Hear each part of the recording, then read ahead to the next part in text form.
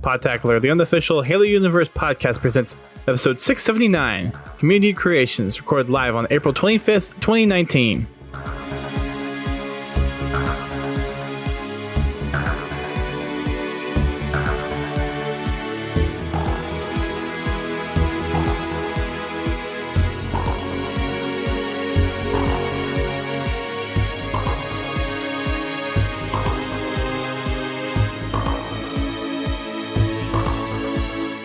Hello everyone, welcome to Podtacular, the unofficial Halo Universe podcast. I am your host, Duststorm. And I am your co-host, Godzilla T. And we are back after a crazy episode last week talking about the Kilo 5 trilogy, which, as of this recording, is still not done yet. Because... somebody's having an editing nightmare. Yes. As it turns out, Neil recorded the whole frickin' podcast. Oh, all the audio channels, huh? Yeah. Nice. I think he had the wrong microphone selected because I could hear everyone in the background and hear him at the same volume. So nice. Stuck with one of those again. And since good luck with that. Thanks. Since he was the chatterbox, he was pretty much the chatterbox of that stream. It's a pain.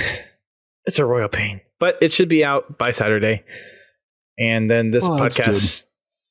Yeah. And then this podcast shouldn't be too long, so probably the following Monday or Tuesday for this one. Yeah, we got a pretty light news week. Which is nice. It's nice to have a light week after a heavy podcast like we did last time. Uh-huh. But we will have a couple of interesting podcasts coming up. Like I mentioned last week, I am working on Bad Blood. And the current target completion for that is probably mid-May. So probably around the end of May, we'll have our next book club podcast. And we're also looking to get some of the Halo composer music type books on. So people like Marky, who we've had on the show, Jafet Meza, we'd like to get on. And then I forget who does the SPV3 soundtrack, but whatever that person's name is, looking to get them on and have a audio composer like discussion on the podcast. So that's one of the upcoming things that we're looking forward to do. And if we have any other suggestions out there, please send them to us. We would appreciate it. And, just to be clear, this is all news to me. So, Dust likes to keep me in the loop. I think we've toyed around with the idea of having the music guests on. Marky just reached out to me 2 weeks ago and was like, hey, we actually want to get this going. I'm like, okay, we'll try to schedule something. Yeah. Don't get me wrong. It ought to be an interesting podcast. Yeah. I mean, I was in high school. I was pretty well involved in music. That's what I did for my credit. Your extracurricular credit thing? Very nice. Yeah. But, I was involved with church bells and choir, and I did a little piano and all that stuff in the high school, junior high days. But music's always been a part of my life, so that's going to be a lot of fun. Good. It'd be cool if we could get someone like Marty on, but he's... Oh, I would love that. I could shoot him an email and see if he would respond to it, but... I don't think we have enough money to bribe him, though. Hey, at least he knows who I am, so there's that. That's a plus. Like if I walked up to him, he actually knows me by name. That's good. I hope to get to that point one day. We got to get you out to PAX at some point. Well, one of these days. Like I said, the target's next year, so... Well, some things have changed in my life, and it may be more possible now, so... Yay! next year will probably be a good year to do that, given what we know about Infinite. With the way things are scheduled out, it looks like it. That'll be exciting. I'm really looking forward to it. I've got some of my friends that haven't played Halo in a while that they're watching it pretty damn closely. So that's a kind of a good news story. Yeah. Between what we've seen with Infinite and the whole announcement with MCC coming to PC, Halo's starting to get a lot of eyes back on it. Yeah. I think it's really drawn a lot of attention, and I just hope 343 delivers on it. I know they're working their butts off, but they need to deliver. It needs to have good multiplayer, and it needs to have a good story. Sure. And it needs to feel like a Halo game. And, as far as feel, they did a real good job with Halo 5, even with the advanced mobility. It still, to me, felt like a Halo game. Yeah. But we'll see.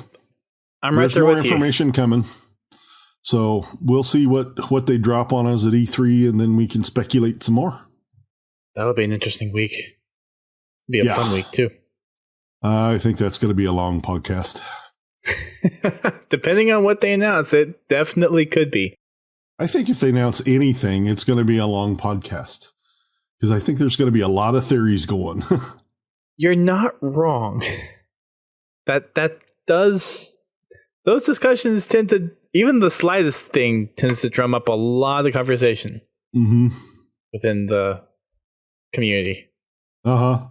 Well, I think we better get down to business. Yeah, we probably should. So, like normal, we have our housekeeping of streams that happened over the past week. We had to cancel Fraggin' Friday because none of us were able to host it on Friday. I would like to thank everybody for their concerns.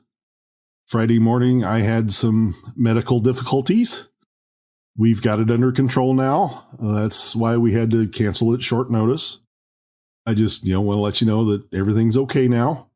And I'm on the mend. It'll be a while, so there might be some changes to the game nights. I might have to take some more, a little bit longer breaks, because I'm not allowed to sit down for long periods of time now.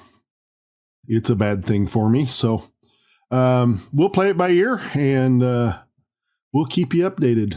I look forward to seeing everybody tomorrow night. We'll be back on Halo 5. Seeing, unfortunately, we missed the happening.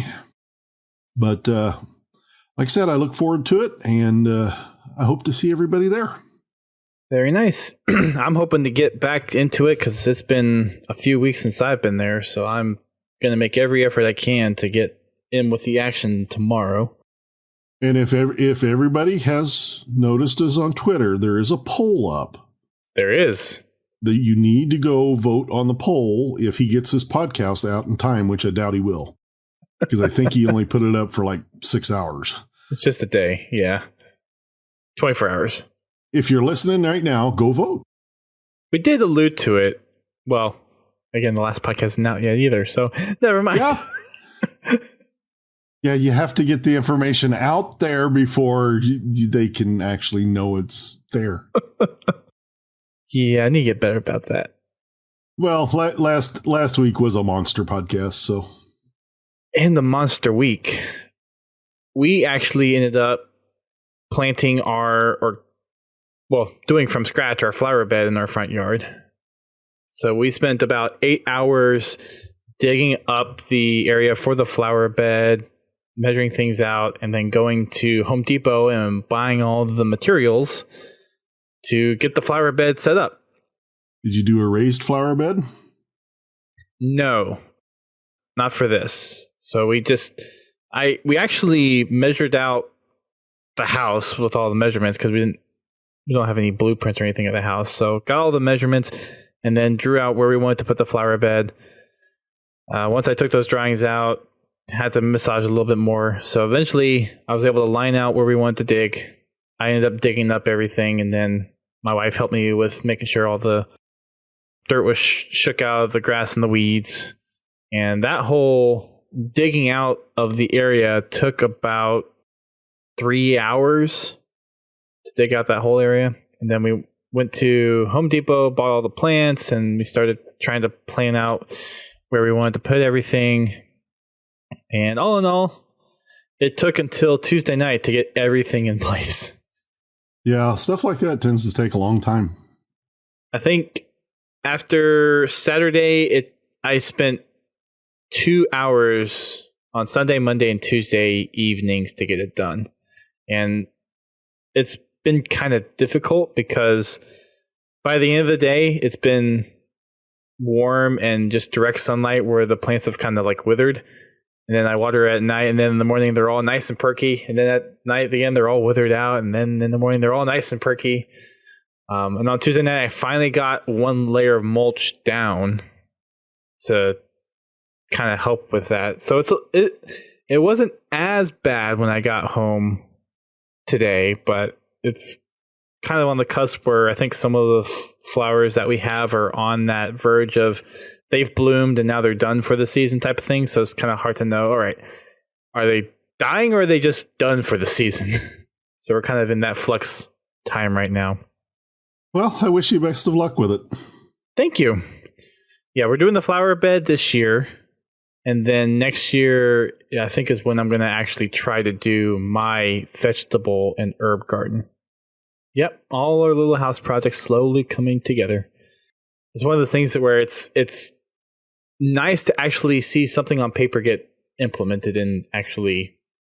Other streams that happened, the only other one was the achievement stream that I had on Sunday with Bobby and...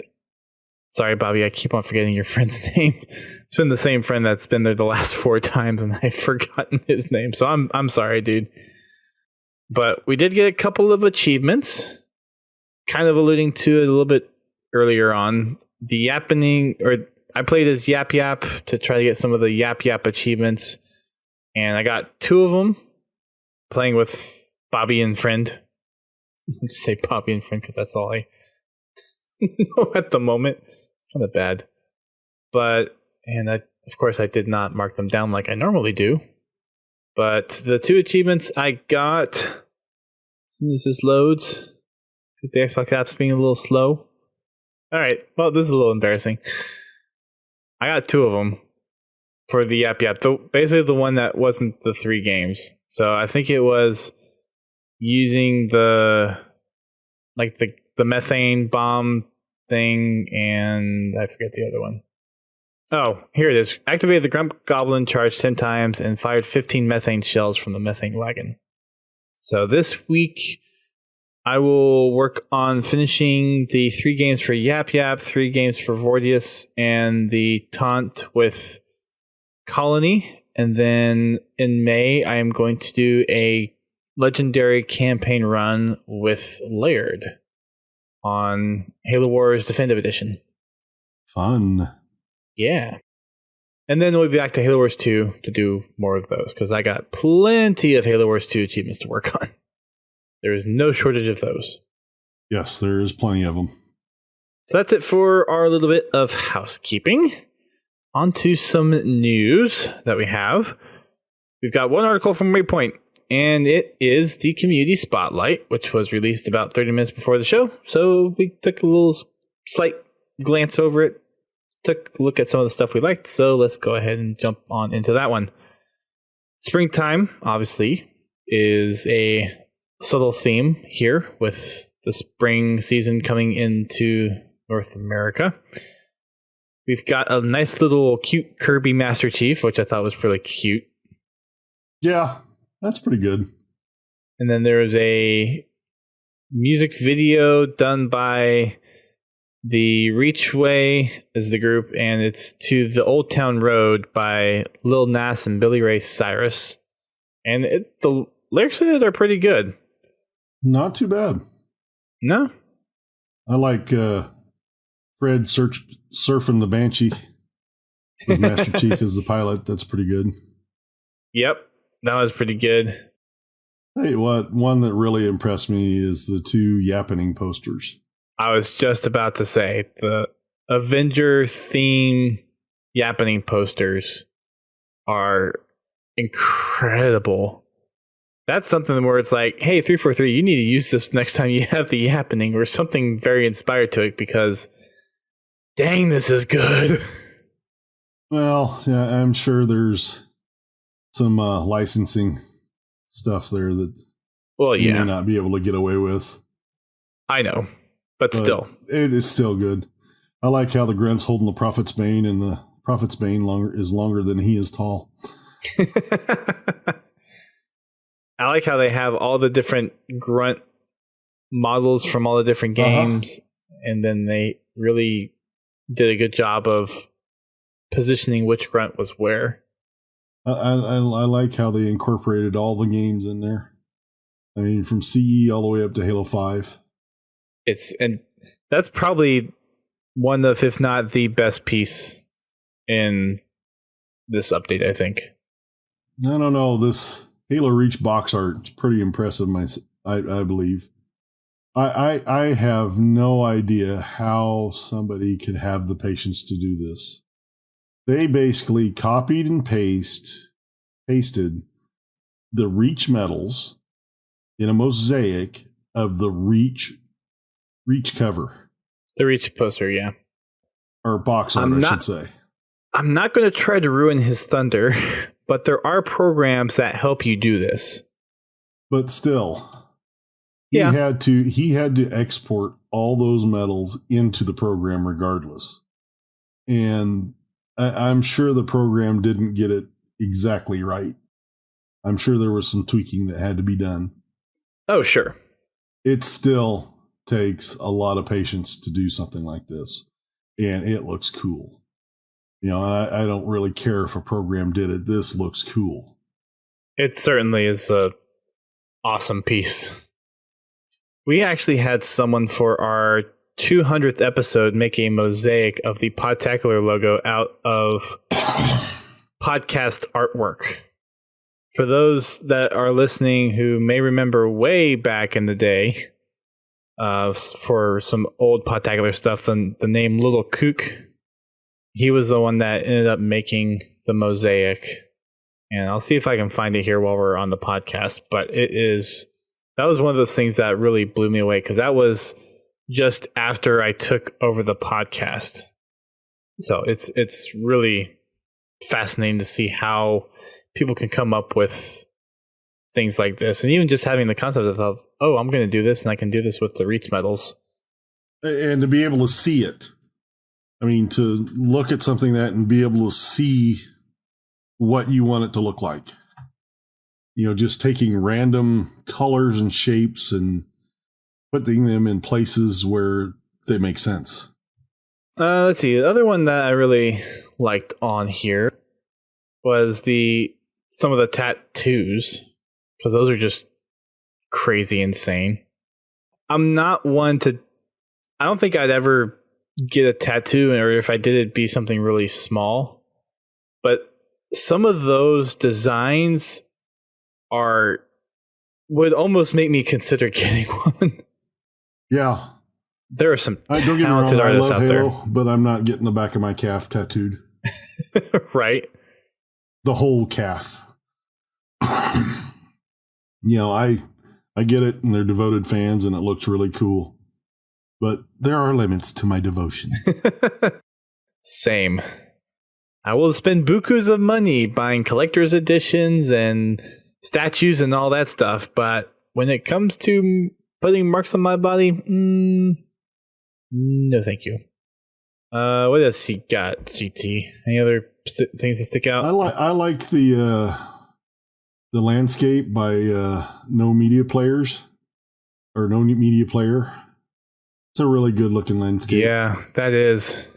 Looks like it's got a Covey ship in the background. Mm-hmm. A cruiser or carrier or looks something. Like it could be right off, the New England coast. Mm-hmm. It's pretty cool. Yeah, it really does.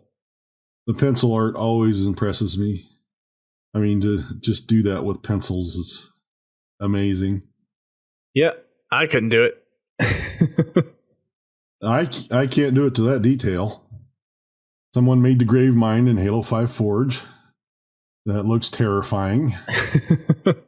Man, it's Gravemind. I want one of these clocks, though. Oh, yeah. Somebody made a Halo ring into a clock. They used the Halo CE font for the numbers, and they have a Prophet's Bane and a regular energy sword as the hands. Looks like it's sitting on like a piece of plexiglass or something, but it is a wicked looking clock. 243 product ideas. Come on. Hey, yeah. I'd buy one. Heck, I might even take it to the office. I really like the next one or two ones underneath it. The kind of Cinco de Mayo shout out, even though we're not quite there yet. But you have Master Chief and Rookie and another ODST with sombreros on, with a sax, a guitar, and a violin. Yeah. I thought that was It's Poncho Chief, too. Yes, it is. One's very fitting for Cinco de Mayo coming up. Uh-huh. And then the one right below it, the overcast gray ODST, that one looks crazy. No, that's Noble 6. Yeah, it's supposed to be Noble 6. Yeah, you're right. Yeah. That's an awesome shot. We all highly recommend that you go check out the Spotlight. There's a lot of good material in there. We can't cover it all because describing it and seeing it are two different things. Exactly. Did you see the concept menu for Halo Infinite that someone did? The bumping? Yeah, I did see that. That's an interesting concept. It is. I kind of like it. It kind of has that clean, simplistic look, although it is still kind of akin to the Halo 5 MCC looks. Well, yeah, I guess a little bit more MCC look, so I'm not sure if that's exactly the thing that they'll go with. Probably not. They'll probably make it more unique to Infinite. It is cool to see Puckett's top 10 delivers really well, too. Yes, he does. It seems like he's doing these, I guess, every month or so now, or every 3 weeks. Yeah. Whenever he gets the time. But, yep, there's a lot of good things. I would like to see him branch out a little bit just past Halo 3. Well, he probably can only work with the clips he gets. I know. And right now, Halo 3 is the hotness. Yep. So I know. It would be nice to see some other games there. Not saying necessarily Halo 2. Or, I mean, Halo 5 or 4 or stuff like that. But Halo 2 has a lot of good backing behind it. So, and then the last one, like the very last one in here, I thought was pretty cool. Someone did the Wendy's girl. I forget what her name is. I don't think it's Wendy, but they put her in a... Yeah, it's Wendy. Is it? Okay. So someone put her into a Spartan outfit, what she would look like as a Spartan, and it's really good. This one's done by Delta Halo CR Core, and it's very well done. It's very fitting. I like how @Wendy's replied to this question from Xbox. What was the first game you ever played on Xbox? And this is from the Wendy's, probably the Wendy's official account. It is. I'm guessing. And they replied, Halo.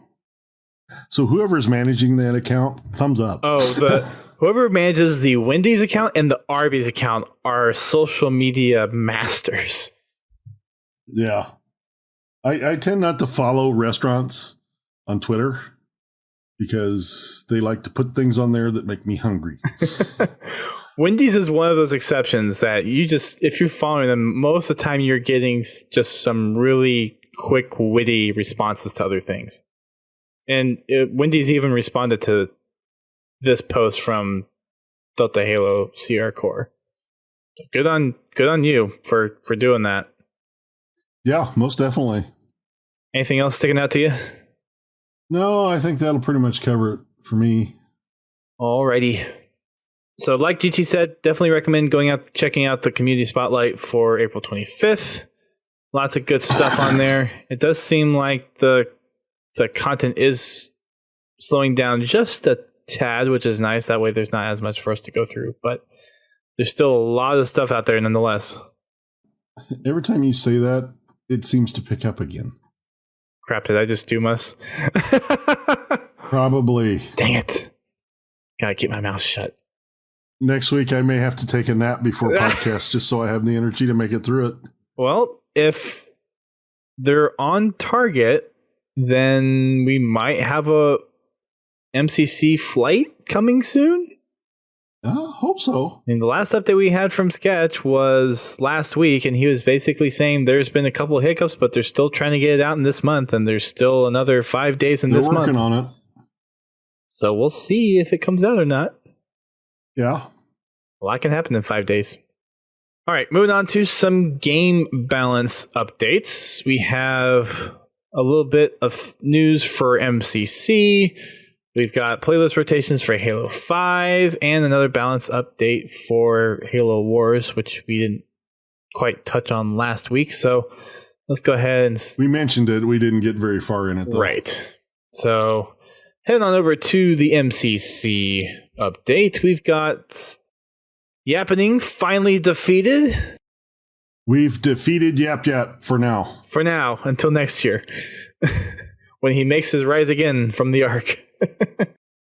So we have defeated his Grunt Rebellion, and the main theme has returned to normal.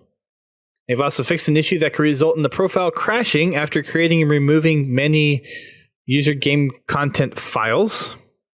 And they've added Halo 3 hardcore game variants to built-in custom game menu. Cool. Halo 3 is a popular thing, like you said. Yeah. I have no idea why, but it is. Dang nostalgic kids. I mean, Halo 3 was, to this point, was Halo's highest point. And I just, from my point of view, it was, and this is just multiplayer, the least enjoyable.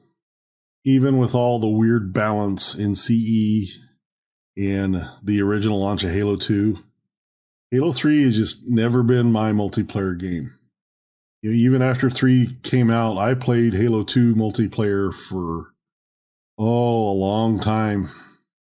I wouldn't get on Halo 3 that much at all for games, as far as match made. Now, customs, yeah, but for just regular match made stuff, I tended to still focus on Halo 2 until that went away, so. And then I was just screwed. Although I did have ODST, and Firefight did scratch the itch. Yep. The ODST Firefight stuff was pretty cool, and I know it's still one of those things people really want to see in Master Chief Collection, even though we are getting Firefight for Reach, which is something. Yeah. Still not ODST Firefight. I mean, there's something about ODST Firefight. It's more intense because you have limited ammo, limited vehicles on maps that have vehicles. You really have to fight to survive, where in Halo Reaches, I mean, even the match-made stuff, it's not as intense as ODST Firefight. Don't get me wrong, it's still fun, but I mean, you don't get that sweaty palm heart racing like you do with ODST. For anybody that's tried to get the annual achievement in ODST, you know what I'm talking about.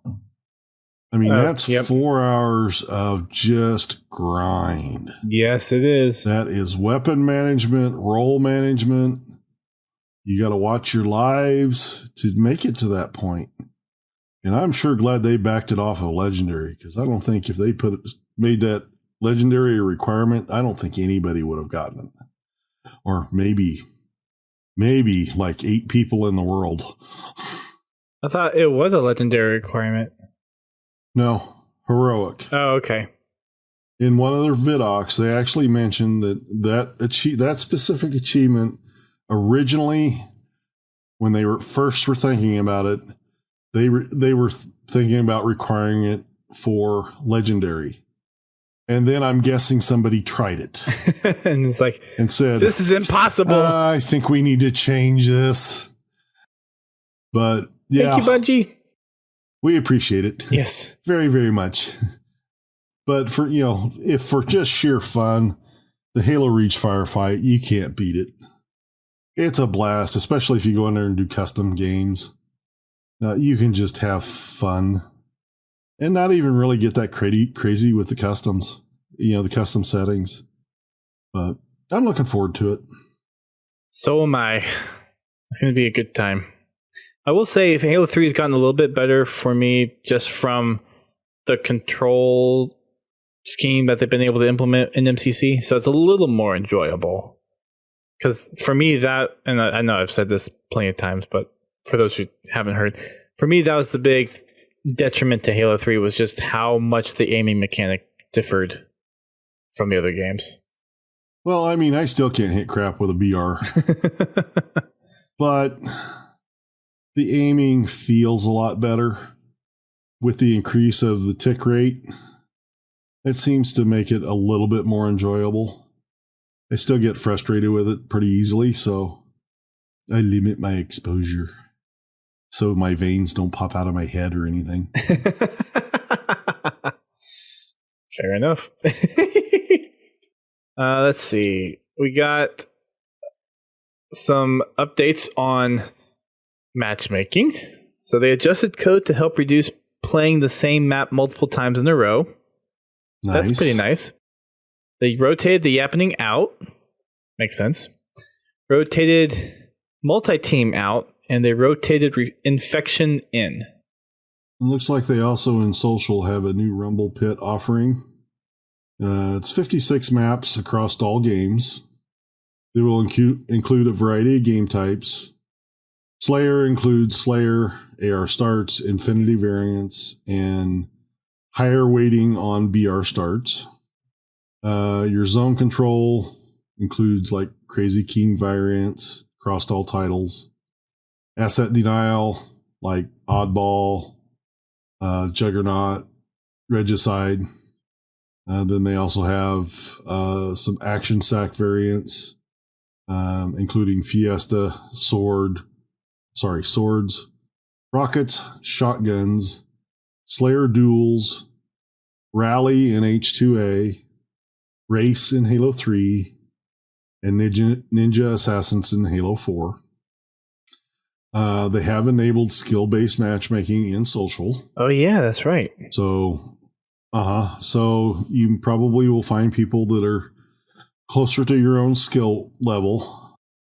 It does create a little bit longer wait time, but it's not weighted as heavily as it is in ranked. So it basically just tries to find the most balanced game that it can find.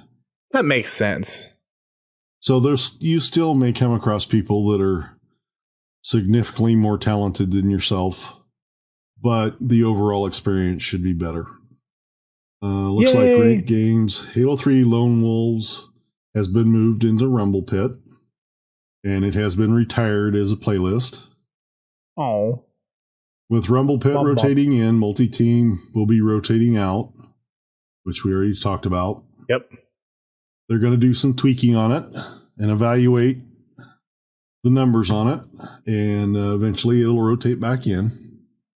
I hope everybody got a chance to get their nameplates for MCC for the yappening. I know I did. We had the Destroyer and Shut Your Yap. I think I got enough games in to get Destroyer. I didn't get a chance to jump into campaign for the Shut Your Yap. I ended up just doing Spartan Ops. Yeah, I never got a chance to actually jump in. That was one of the things I was going to work on last weekend, but things changed. Let's see. Have we gone over the April schedule yet? Well, April's about over. Well, yeah, so. there's only two things left, the Covey Slayer and Turbo. Which rotate in this week. Rotates in today. By the time you're listening to this via download, it's already gone. For Turbo, at least. Covey Slayer will still be there. And we'll have an answer if Dust actually got a chance to play. Yes. Yes, we will. I did put the poll up just for a day because I figured by tomorrow night. And I'm not gonna count the game night necessarily. So it's if I go and play it like outside of Fraggin' Friday tomorrow. Well, we'll try to get our fill in it before you show up. Thanks. Appreciate that. We have, like GT said, they've made some changes to zone control, SWAT, and snipers. So from the update, they've changed zone control score to win from 120 to 60. It's a pretty big change. They've added maps to Halo 2, Halo 3, and Halo 4 SWAT. And then for snipers, they added some maps in there as well. There are some known issues with this update. After selecting a new voice language to install, the title must be closed and relaunched before it will be installed. Weapon icons are not displayed on Halo CE's loading screens due to CE using weapon sets rather than standard starting weapon settings. So they're still working on that. And the weapon icon is always displayed as assault rifle in Halo 3 Forge loading screen. Which that kind of makes sense because you do start with an assault rifle in Forge. So that makes sense. Looking ahead, auto ban changes. With today's update comes some code changes to set up the foundation for us to alter 2 scenarios in MCC auto bans based on community feedback and supporting data from the publishing team. This kind of probably reminds you of some Twitter conversations that happened a little while ago. The 2 scenarios that will be changing are to ban players who dodge the loading screen and allow players in unbalanced teams to quit and not be stuck in a 4v2 or 4v1 scenario. Once the rules are updated, this will allow us to publish those dodging during matchmaking process and will enforce a quit to ban them on completion of the match they quit out of. For 4v2, 4v1 scenarios, once enabled, those who are on a team where nobody has quit, but the opposing team still has half or less of its players remaining, you will be able to quit without receiving a ban. To be crystal clear, these are not live today. The dates are TBD. Matchmaking and how a server is chosen. So they were able to reach out to Dana from the publishing team to get an explanation behind the scenes on what's going on. And he says, each user has a normalized 0 to 100 list of servers. Their lowest ping server is the 0 point for the scale, and the others are adjusted from these 0 points. If a high population server does not naturally fall within this range, the lowest ping one is appended to the list. This ensures that a high population server is always available for each user to ensure that they can always find matches. When a match is formed, the normalized server list for each user is cross-referenced and the best server for the group is selected. So fun Cody behind the bits stuff, basically. That's what's going on. So that's the MCC update. Halo 5 update is obviously Covey Slayer and Warzone Turbo are here. And then for the Halo Wars update. Well, before we go any further, they do give us a hint of what's coming in the big team battle refresh. And they give us a screenshot of one of the new maps. And it looks highly interesting. Did I miss this? It's actually on the casting call article. Oh, gotcha. That was the one from last week that we briefly touched on. Yeah. I just wanted to bring that up before we move on to Halo Wars. I'm going to look at that because I vaguely remember it, but I don't remember it. It has snow. It has rocks. Oh, there we go. Okay. It has a Tundra Warthog. But I'm looking forward to seeing this refresh. It's nice that they keep hinting at it, that, you know, to let us know that they're still working on it. It'd also be nice that when Halo Infinite launches, there's big battle support out of the box. Real big team, not forged big team. Yes. Not to knock any of the forgers, because we've got some excellent forgers in this community. Oh, no. We've got some wonderful forgers, but come on, 343. Come on. Yeah. Come on. Give them something. Well, the one thing is with the forge maps, you know, the forgers really had to figure out how to build a map or the abilities and still be big team. And they didn't have really anything to go off of. And don't get me wrong, the forgers out there are awesome. They did a really good job. But, there are the early versions of some of the maps, there were issues, and they got corrected, don't get me wrong, and they're fun.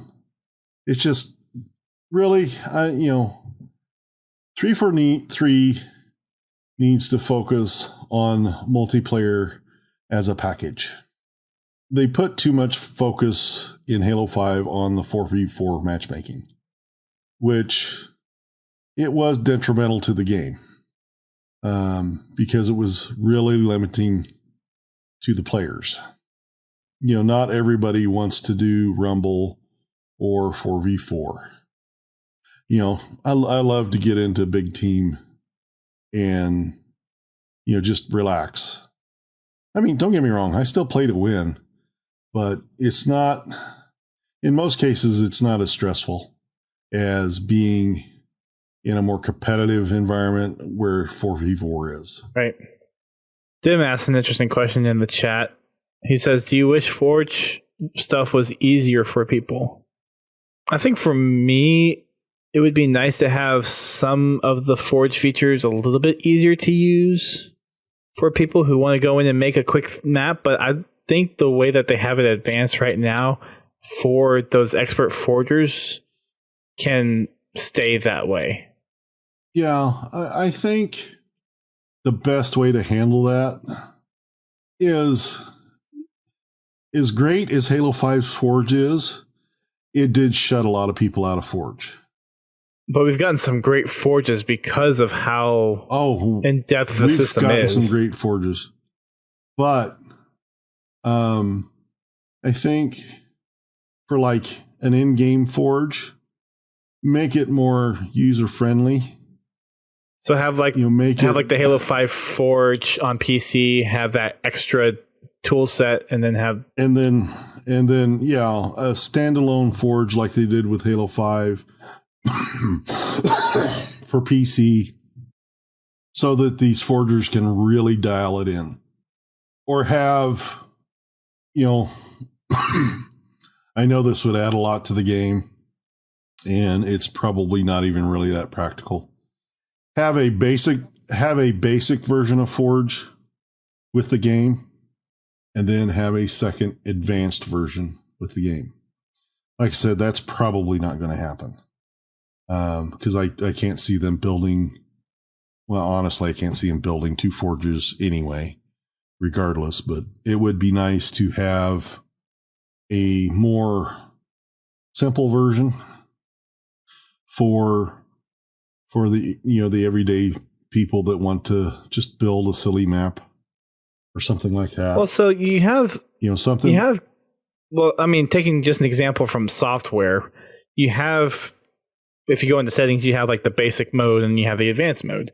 So maybe have some kind of mode in Forge that, okay, if you're a basic user and all you want to do is put some things, like if you're moving certain Forge blocks or you're doing just kind of a simple layout of a map, okay, stay in basic mode so people can kind of pull their little projects together and do something cool there.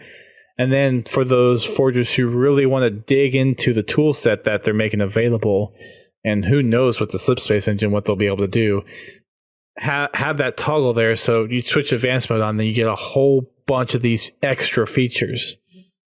So like in basic, you can have, okay, I can spawn objects, I can set magnets, I can do something more akin to Reach's Forge. Just give them access to color or palettes. So not everything's exactly. It'd be nice if they had some kind of refresh for the Reach Forge that gives them some extra palettes to work with. I don't think it's going to happen. I don't see that happening. But it'd just be nice. It's they're focused on getting the MCC on PC, and that's gonna take their attention for a while. And I don't see them redesigning Halo Reach's Forge. Right. They might make changes to improvements, but that's it. To improve functionality, but I don't see them adding anything to it. I agree. All right, next up on the list is some Halo Wars 2 balances that we have. This also comes over from last week, which we briefly touched on, but we didn't really get a chance to dive into it too much. We were a little preoccupied. Just a bit. Just a little bit. So, again, a lot of the leader power changes in here, but let's start off with Banish Global. So, for the Jump Pack Brutes, they made some changes for build time. They increased the build time from 15 seconds to 17 seconds. And they reduced the speed from 12 to 11. And then for the Cleansing Beam Tier 3, they nerfed that one a little bit. So they normalized the speed across all tiers of the Cleansing Beam. Tier 2 and 3 is reduced from 18 to 17. I think that's as far as movement speed.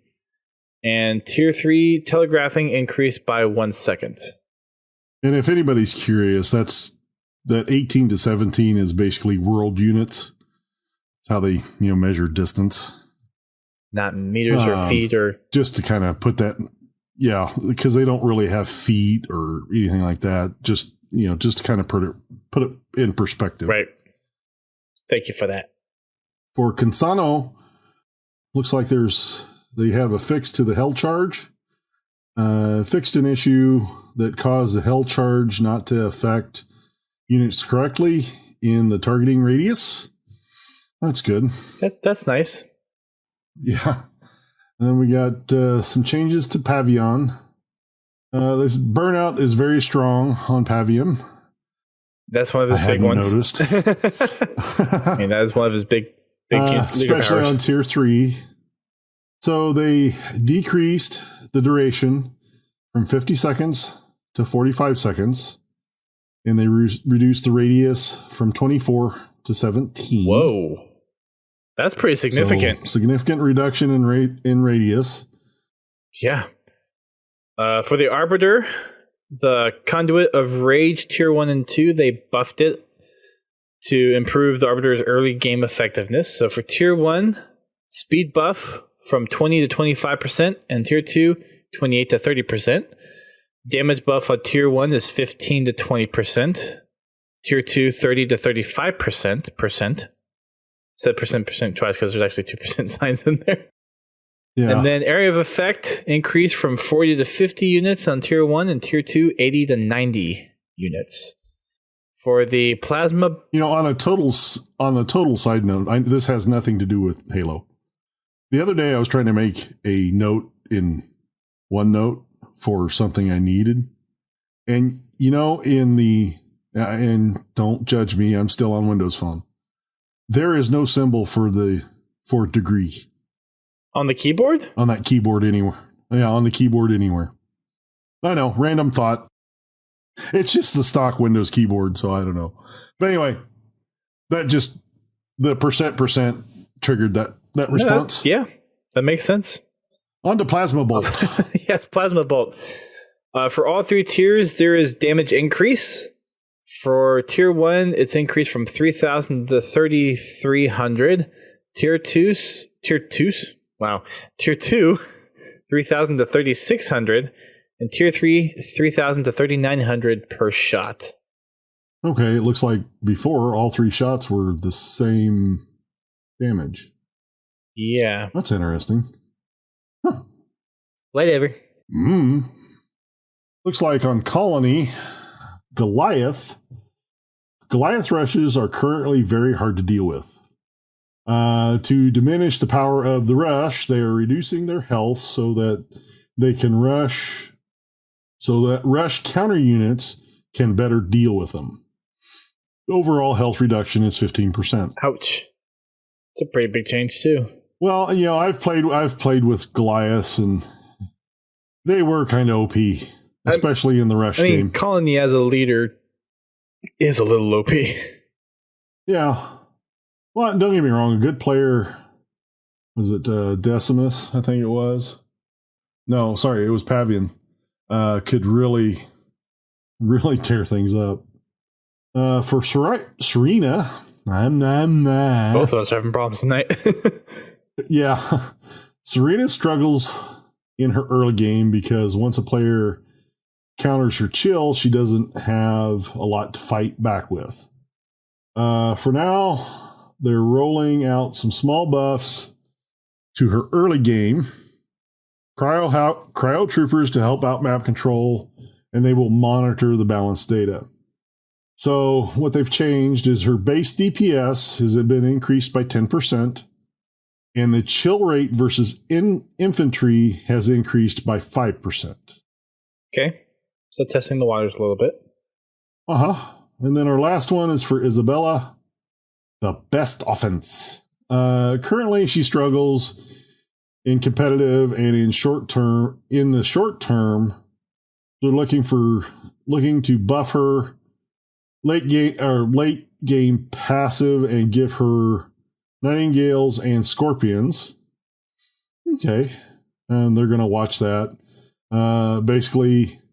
They buffed the health of the nightingales by 10%, and they buffed her scorpions by 10%. And at the bottom, they say, please feel free to discuss the changes. Cool. So they are actively listening to the community on that one. Constant balance changes. Never see the end of it, ever. Well, in a game like that, you really don't. And it's interesting that they're still doing balance changes. I mean, at least they want to support the game. Well, I understand, in a popular game like League of Legends or something like that, I can see the developer continuing to offer balance changes.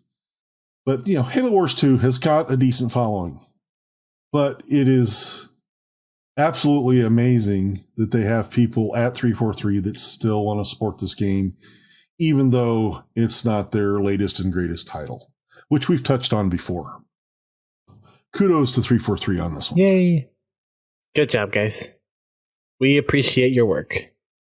Not directly on Halo Waypoint, but we got some other 343 related things. There's a tweet that was put out by HCS. There is an upcoming opportunity to earn yourself a grassroots nameplate in MCC by playing with some of the grassroots partners. So there's going to be a big team battle thing going on Saturday at 4 p.m. Pacific time with grassroots partners.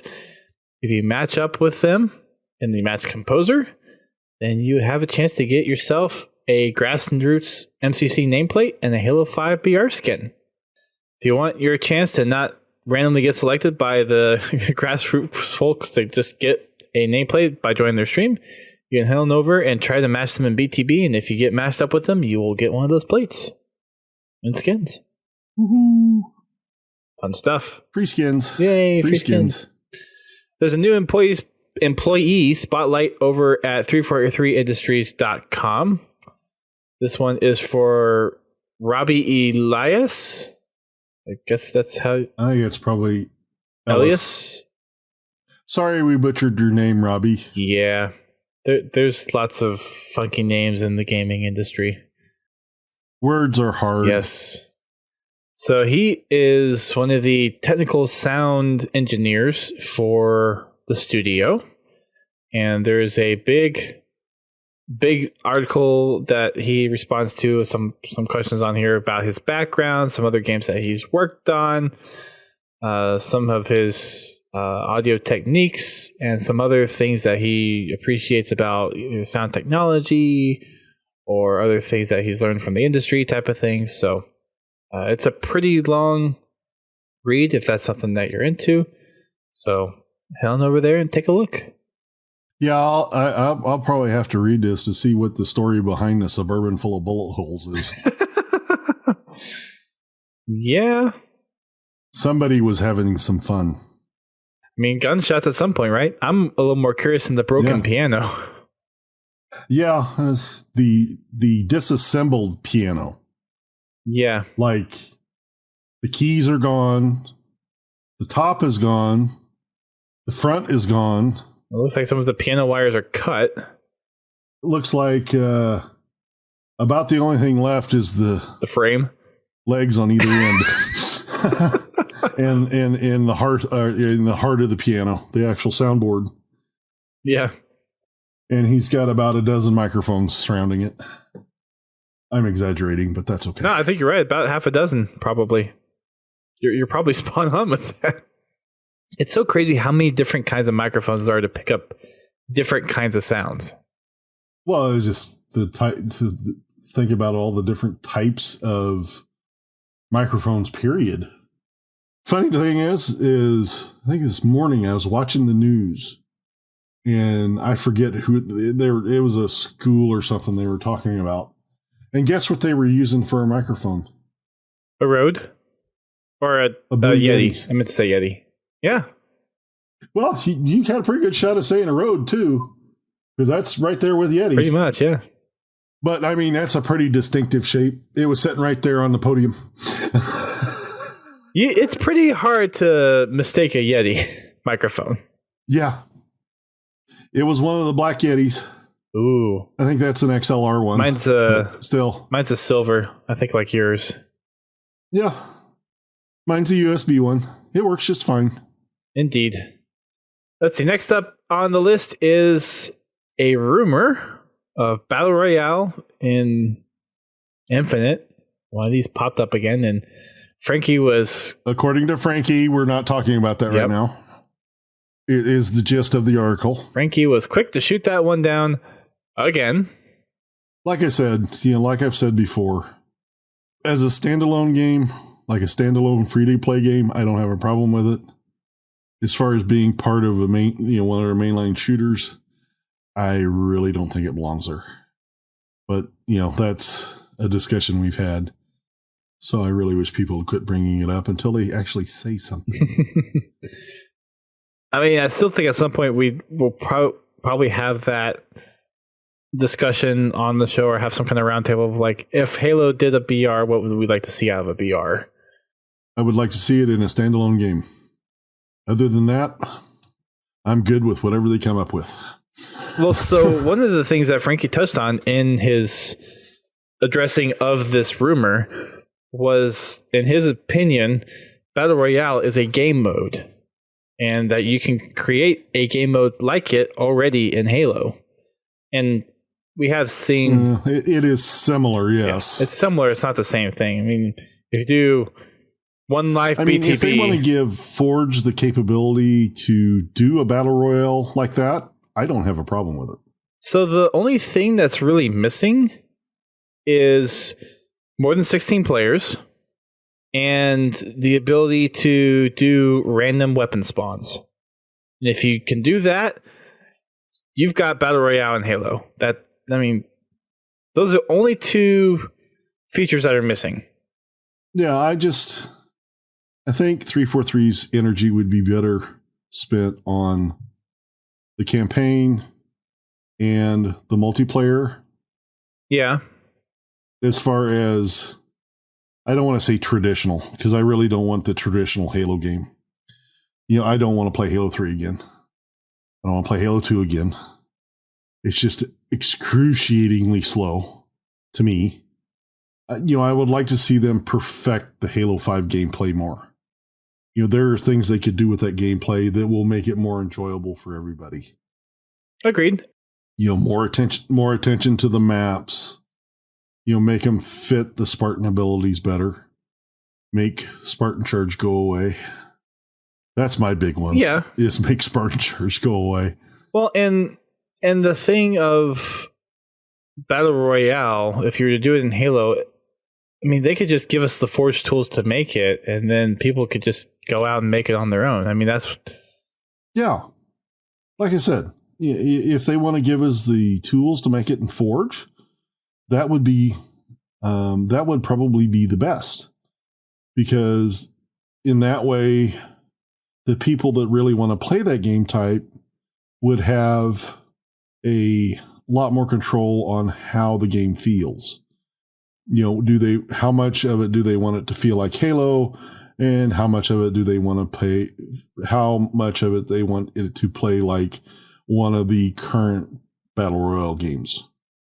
get the core experience down first, and then if you want to tack on Battle Royale, like as a expansion to the game or something, the development time would not be that much. I mean, someone could probably, after getting the core mechanics down for Halo Infinite, could probably come up with a Battle Royale mode within a month. Yeah. Because it's really not that complex. I mean, me personally, I would love to see him spend some time on Invasion and bring that back. That would be cool. But, of course, that would mean there'd be playable elites. I miss playable elites. Not necessarily from a matchmaking perspective, but from a custom games and machinima perspective. Well, I miss it from Invasion. I've never created machinima. It does make machinima more interesting, especially when you have, something. Well, it just gives machinima makers something a little extra to play with. Honestly, I mean, if we were really going to go there for custom games, I would love to see them have playable grunts and like playable jackals as well. It wouldn't surprise me, depending on how they support mods in MCC on PC, if you would be able to, and I mean, GameCheat will probably figure out a way to do this, but be able to get some kind of custom game mod, I'm going to use hack in air quotes, to be able to do that. Not necessarily to like exploit matchmaking or anything, but just from the aspect of custom games and machinima and other things like it. And yeah, that's one thing that 343 is really, really going to have to watch with MCC. Online ratings or online experiences not rated by the ESRB. Well, I mean, even just in fairness to other players, just simple anti-cheat. It's going to be a real learning experience for them, because when it comes to that kind of stuff, PC is a whole different world. Sure. Because you have no control over the platform. Yeah. You have no control over the hardware. Where in a console, you have pretty much complete control. I'm not saying that you can't get around it, but it's a lot easier to detect. Yeah. You have a good point there. I think the MCC will be a good learning experience for them when it comes to that point. And it'll probably line up a lot of stuff that they'll do for Infinite. Mm-hmm. I would not be surprised if they use MCC for a testing ground for their anti-cheat system. It makes sense to me. It's going to be really interesting to see what the Slipspace engine is capable of. Oh, that's going to be great. I mean, truly capable of. Don't get me wrong. The teaser they put out was absolutely jaw-dropping, but so was the Halo 3 one. Well, Halo 3 made a pretty big step because it was original Xbox 360 graphics. Right. It's still the Blam engine, but... Yeah, you had a sizable jump in hardware performance there. But, I mean, even with them using the Halo 3 engine to render the video, it was absolutely astonishing, how high quality it was. I mean, even the cutscenes in Halo 3, you didn't see a real degradation in that quality. No. There is, in the gameplay, there was a little bit, because, they also had to, work, they also had to take some of those resources they were putting into the video rendering into actual gameplay, but it still looked beautiful. So I'm really looking forward to see what the Slipspace engine can do under load, in a match-made game or in campaign, where you have 100 different enemy combatants on the screen at the same time. Could always try a Team Bubble Bath and see how it handles that. Well, if the Needler's there, it might just have to happen. I can't see a Halo game without the Needler. Well, I guess it all depends on what condition the Needler is too. That's true. That does play a pretty... Some games are better for that than others. Every Needler has been distinctly different. I think Halo 5's Needler is probably... Well, Halo 5 and Halo 4's Needler are pretty close. Halo 5's Needler is probably a little bit more potent than Halo 4's. But like the fire rate and the Halo damage 3's, is about the same. Yeah. Halo 3, for me, the verdict's still out on that one. Even when the game was around, I didn't really mess with the Needler that much. Now, in Halo 2, dual-wielding Needlers, that was a deadly combination. Yeah. Especially if you could get the fire rate right. Mm-hmm. If you could pull those triggers just right, you could get that increased rate of fire, and they could be devastating. Yeah. Dim also asking here, are you hoping for any new weapons or improvements in Infinite? I'm expecting a couple new weapons. I don't know if there's any improvements really to be made with the existing weapons, or it'll be balances, of course, but I don't think there's any huge improvements to make. Yeah, with Halo 5 Sandbox, I have no idea what they could add. I mean, as far as new weapons. Gotcha. The only thing they could bring back is existing weapons with, new tweaks. Right. And I'm not even really counting the Warzone weapons. The variants, you mean? Yeah, just the, your basic loadout weapons or, on-map weapons, stuff that you find in the campaign. Well, the sandbox already has so many weapons in there. I do hope that they bring all the weapons from Halo 5 into Infinite, even if it's just in a customs. They don't have to create a game mode for it, other than Super Fiesta. Super Fiesta must come to Infinite. 343 please, must come to Infinite. Please, yes, please.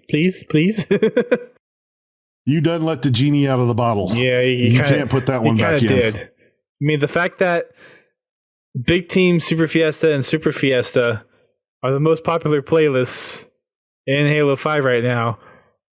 And now you have ranked Super Fiesta. I need to get in on that. I need just to see where I can end up. Funny thing is as try-hard as regular Fiesta is, I don't know if I want to go into ranked. Because your rank would really depend on your luck with weapons.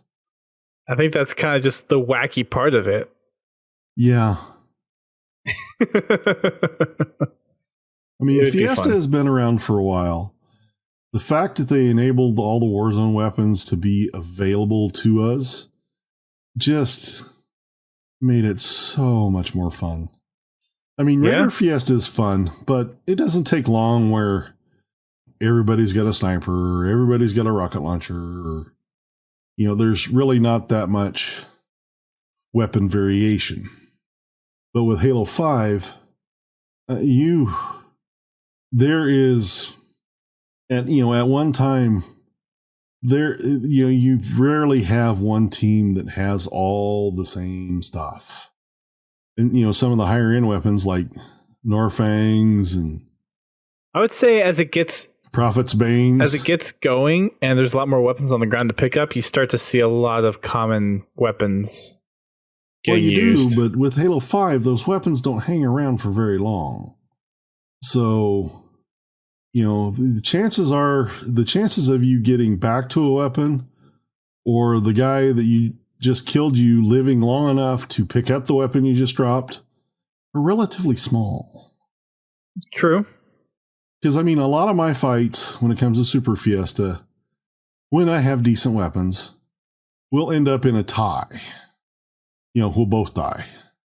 And then by the time I get back to where I died, all the weapons are gone anyway. Because they spawn so quickly. That would be nice to have, hopefully under the Slipspace engine, or make it to where that garbage collection or cleanup or whatever they use to clean up those weapons is a little bit longer. Well, for Super Fiesta, I don't mind it. Because you generally don't live that long anyway. You got a point.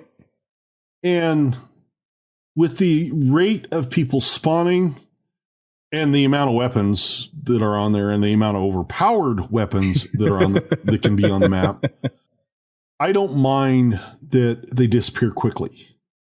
But I would like to see in the game options the despawn timers on weapons. Don't they? In custom games for us, but I'd like to see them play with that for match-made games, especially if they have something like Warzone. Because spawning in with a Spanker Prime, dying immediately, and then have it be gone by the time you watch it disappear on your respawn screen. So do you mean like having a little thing over a weapon where if you're looking at the weapon, it just kind of pops up a little counter? No, I mean where you can actually adjust the amount of time it'll stay on the map after it's dropped. I don't know if they would do something like that. They probably won't. Not make it publicly available, but I would like to see that be a setting for them. Oh, gotcha. So something they can tweak in the back end. Yeah. It's probably something they can right now. Great. It'd be great if they'd give us something like that in Forge or something. I think that's something that they could probably do right now, just kind of in the back end code of things. Well, I think you just make it something that's a little easier to tweak. In other words, make it a slide bar, not a box of code. Gotcha. I was actually watching Vengeful Vadam today, and he did a second part review on the Halo Reach beta, comparing it to the retail game versus the beta. And he actually found that in the beta, I think it was in the beta or in the full release version, that you could actually set where players would spawn in a vehicle. Oh. So like for invasion, like if you spawned in the passenger or the gunner seat? Well, it was basically, it wasn't there for anything. It was just a piece of code that he found in there. Oh, so he dug in there. Okay. But, how you'd pick your loadout, you could pick a vehicle to spawn in on, which for normal matchmaking makes no sense. And I understand why they left it out. But for custom games? Yeah. Think like Sumo. When we play custom Sumo, you have to get in the vehicle. You spawn next to it, but you have to get in it. Right. The only place you actually spawn in a vehicle is like race. You're right. But if you could take that mechanic and move it to other games like Sumo or like what's that game that we played? Can't think of the name of it. But where you have players that the object is to get in a vehicle and splatter opponents. Whatever it happens to be. To have that mechanic in Forge for custom games. Oh, I know which one you're talking about now. Yeah. Well, I mean, there's multiples out there. You make a good point. Well, I mean, even like in Speed Halo, just have the people spawn in random vehicles instead of stacking vehicles up there and having to wait for it to spawn. Or like when we do Vehicle Fiesta. Yeah. Can you imagine how much fun it would be if you just spawned in a random vehicle? That would be really cool. Yeah, and you wouldn't have the delay, and it would be more truly random. Yeah. Yeah, that would be really cool, actually. I mean, in Vehicle Fiesta, there is a pattern. Yes, there is. Certain vehicles spawn in certain rooms. You just really don't know which room you're in. It's as random as someone can make it. Yeah. But, once you figure out which door to go through, if you repeatedly go through that door, you can repeatedly get the same vehicle. A freaking Hannibal Wasp. Or the Phaeton Helios. That too. Or the Hannibal Scorpion. Or the Ultra Banshee.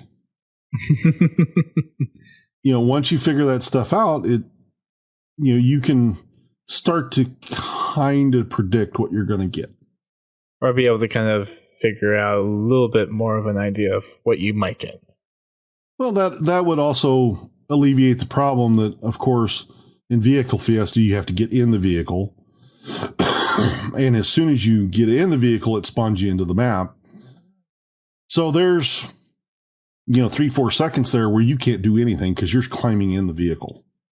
And if somebody happens to be there, they can destroy you before you even really have a chance to fire back.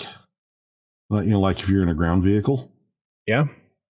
Air vehicles aren't as bad because you spawn up in the air, and you usually get a little bit more time to get set before somebody's just hammering you. But, I have seen I've seen it happen where an Ultra Wraith just happens to be looking at the spawn and is within range and just unloads on a Banshee, whatever you happen to be. Yeah. And, next thing you know, half your health's gone and you haven't even fired a shot yet. It's like, what? Where'd that come from? No, you make a good point. Just a wish list item. Probably have a wish list podcast at some point. Another one. Well, as we get more data out, or more info about Infinite out there, people's lists will probably become more refined and get more ideas. So probably after E3, we might have another. If it's not the E3 discussion, have something else after like that. Maybe. We'll see. All right, we've got some community updates this week. The Forge Hub Husky Raid Forge contest has concluded. So probably in about a month's time or so, they'll do the voting and we'll get to see the top map results from that contest. They do have their community favorites out for April. You can check that out over on the forgehub.com website. And they've got 10, I think it was 10?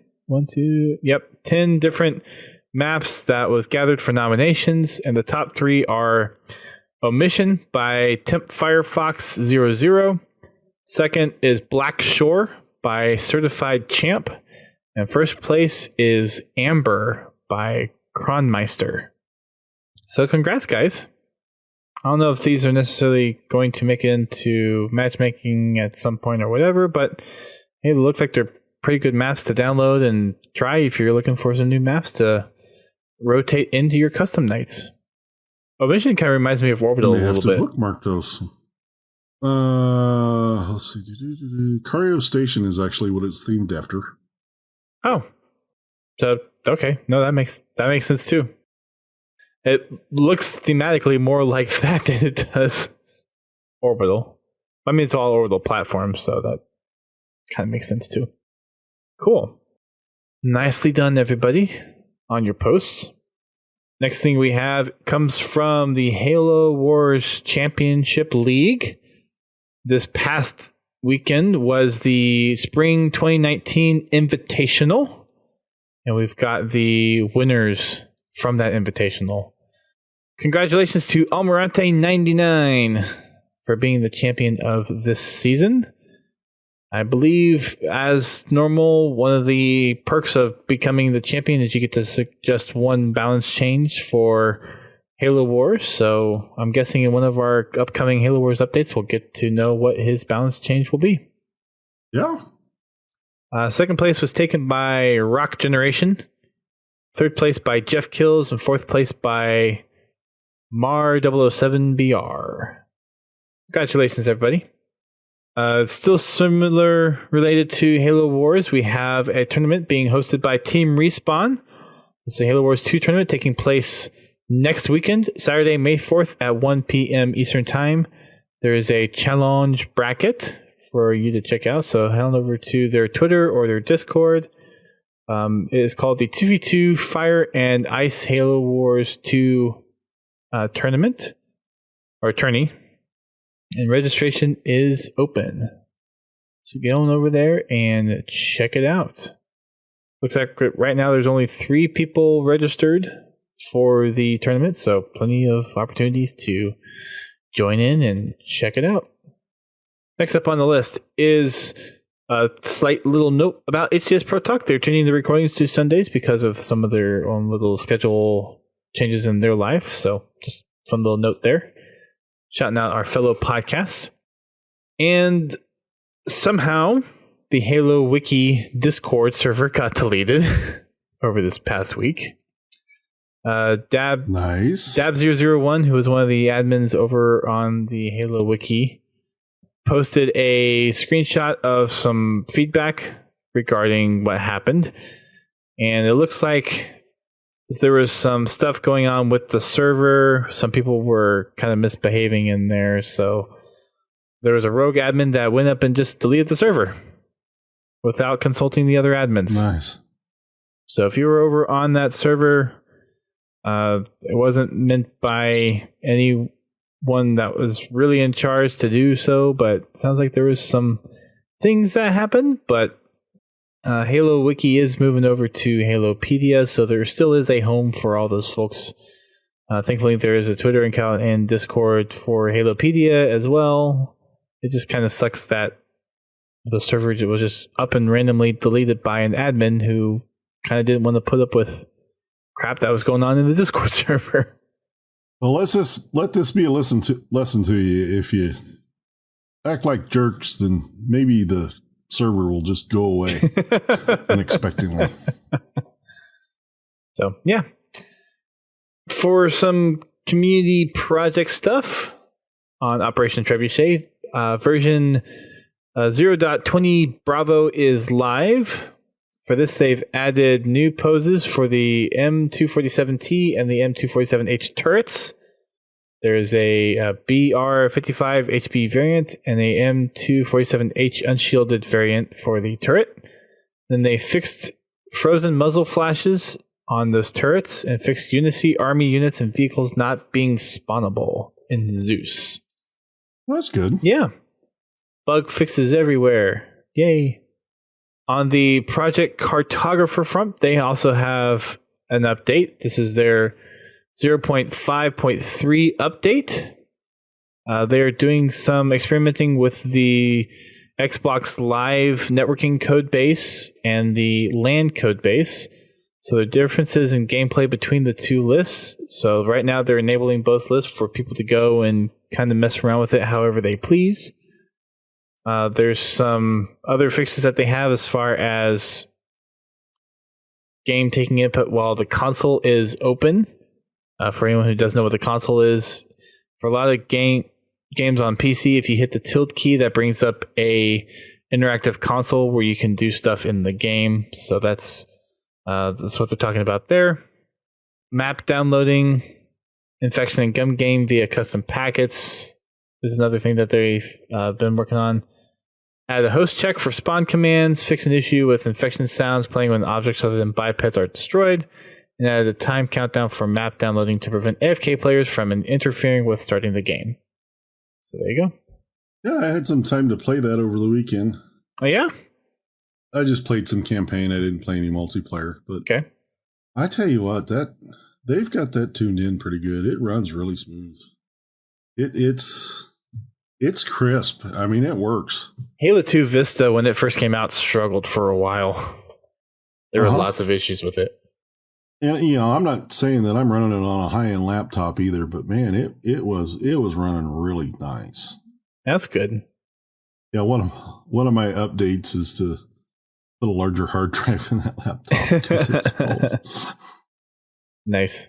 It's bad when you have to install and uninstall games because you're out of hard drive space. Yeah, that sucks. And of course, as soon as I fired it up, the first thing it prompted me is, hey, you need an update because you haven't played this in like a year. Of course, because why not? So that's it for all the community news that we have. Well, not this past week, but the week prior. The last loot crate was,